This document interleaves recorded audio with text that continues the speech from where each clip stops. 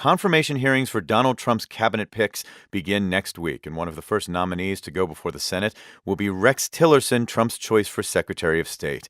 Tillerson has been harshly criticized by Democrats and also some Republicans for his business ties to Russia, but the question is whether Senate Democrats would even be able to muster the votes to block his nomination.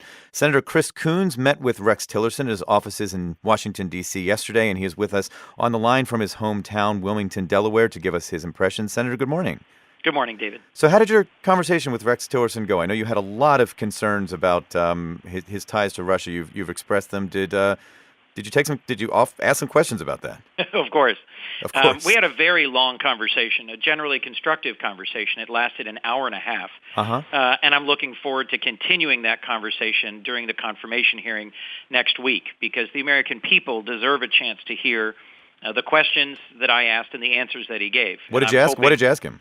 Well, my first and I think most important question was about his business relationships with Russia, his personal friendship with Vladimir Putin, and his view of Russia and the United States. I pointedly said to him that I see a big difference between being the CEO of the world's largest oil company, ExxonMobil, trying to extract shareholder value from Russia, and being Secretary of State trying to fight for America's values by pressing for human rights and press freedom and democracy.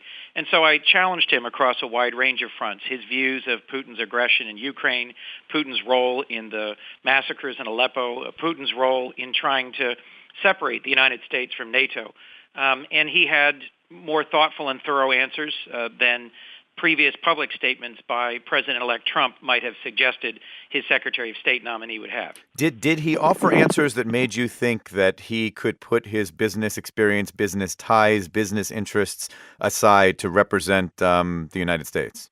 Well, he certainly asserted that, and I complimented him on how swiftly he has completely severed ties from ExxonMobil, and pointedly said to him that my real concern is that President-elect Trump has not released his taxes, has not come up with any plan for severing his ties to his global business enterprise. And so I said to him, that was my second most pressing concern, that his activities as Secretary of State, if he's confirmed, will be heavily influenced by his experience at ExxonMobil and by the worldview of the oil and gas industry. So I asked him a whole series of questions about his experiences working in difficult and dangerous places with dictators or with undemocratic governments, and how he would interact with those countries and those leaders differently as Secretary of State than he may have as the head of ExxonMobil. ExxonMobil did reach this agreement with Tillerson to comply with conflict of interest requirements and sever ties to the company. You're saying you used that conversation to raise concerns about Donald Trump and conflict of interest. Did Tillerson say anything that made you feel better in that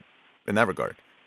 Well, he simply observed that he thought it was his obligation to sever his ties to ExxonMobil and to fully comply with the background check and financial release requirements of the committee. When I pressed him on President-elect Trump, he didn't have a thorough answer.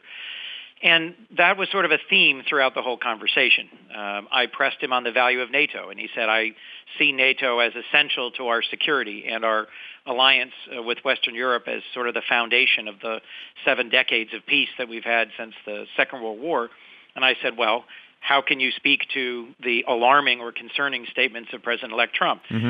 He doesn't have full answers for that yet. And my core concern is that while Mr. Tillerson may have some reasonable answers about conflicts of interest or his view of Putin and Russia, the man for whom he would be serving hasn't addressed those core concerns. You're going to vote for Tillerson in committee and on the Senate floor? I don't know yet. I look forward to a full hearing. One of my core concerns, and I've expressed this to the committee chair, is that he's scheduling his hearing for the same day that we will be doing something that's inelegantly called the votorama. Votorama? Yes. What is that? It's an arcane piece of Senate procedure where, in order to adopt reconciliation instructions under a budget bill, we have an open season where as many amendments as possible get voted on. Oh, I see. You're saying this hearing should not have any distractions. It should be exactly somewhere else. And it may well happen on a day where we are literally voting continuously for 24 hours. I don't think that's the right day to hold a hearing where the members of the Foreign Relations Committee, who have real concerns, both Republicans and Democrats, want to hear his full answers, not just race in and out. Okay, so still undecided on Rex Tillerson. That is Yes. Democratic Senator Chris Coons of Delaware. Thanks so much for talking to us this morning. Thank you, David.